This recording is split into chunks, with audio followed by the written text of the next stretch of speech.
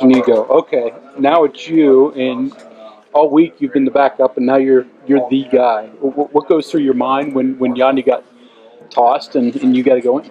At first, I mean, obviously I was caught off guard, but I mean, No, go ahead. a couple minutes into the process, I was like, it's my time to step up. There's no other choice. So, I mean, I did what I felt like I could at that point. You played obviously a good bit before, but were there any nerves going into that situation? Going to the first series, I was undoubtedly pretty nervous. I will not even lie to you.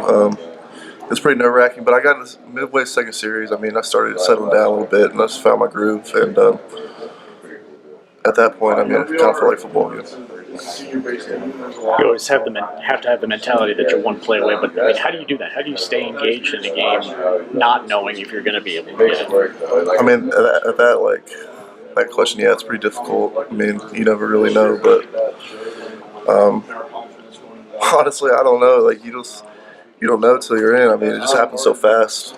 I mean, one play you're just not really doing much of anything, and the next play, I mean, you gotta play your butt off. What's it like being a coach's kid? I mean, do you guys sit around the dinner table and talk about last night's TV show, or is there any non-football moments? It's a pretty difficult complex at times, but I liked it. I've really enjoyed it for the most part.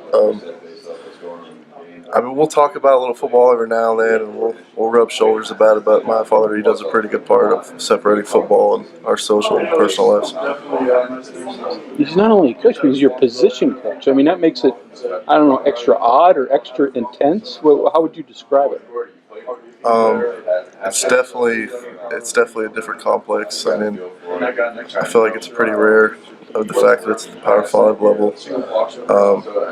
But I mean, I adapted to it. I'm used to it at this point. I mean, my father, he treats me like the rest of the kids for the most part. So I'm glad for him for that. Which do you think's harder? Say what? Which do you think is harder? Being a father coaching his kid or being a kid playing for his father? I'd have to say 50-50 on that. I'm sure my dad has his troubles too.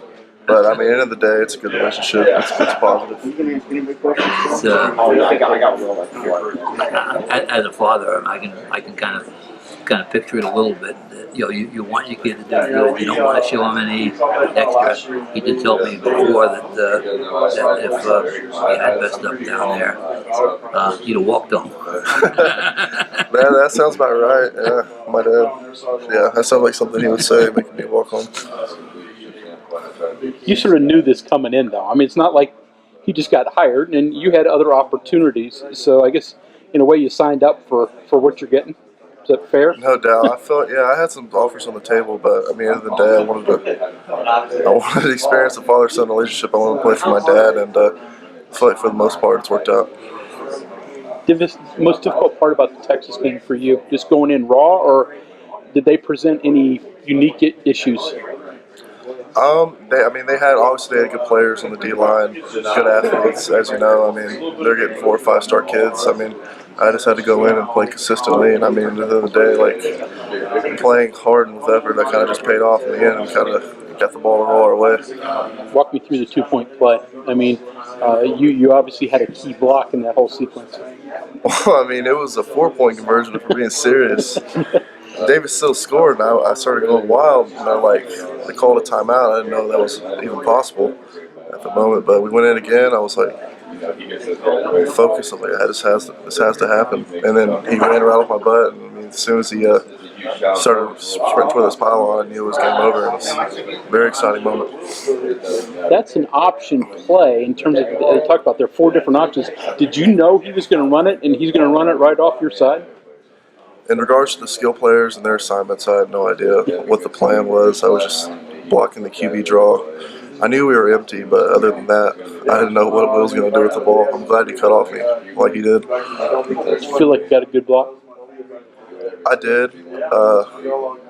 Unfortunately, obviously, it would have been. I mean, it was good. He backed up. He tried to find the B gap, and then Will dipped back out, and I kind of got some forward pressure on him. And from that point, it was kind of a done deal. Trying to find the B gap sort of helped you a little bit because it looked like your guy took a step inside. Yeah, he was. I feel like the DN had 2 gaps in that scenario, the B and the C, and Will kind of faked inside, so he bit on the B, and I was kind of able to swallow him up a little bit. What did it mean to you to be such a big part of a game that was obviously a huge result for you guys? It was truly humbling. I mean, I knew I had to wait my turn. Obviously, Colton and Yanni, they're real consistent, solid players. They're both probably going to go to the NFL, but Yanni, when he went out, I mean, it was kind of my time to step up. It was a very fun experience, to say the least.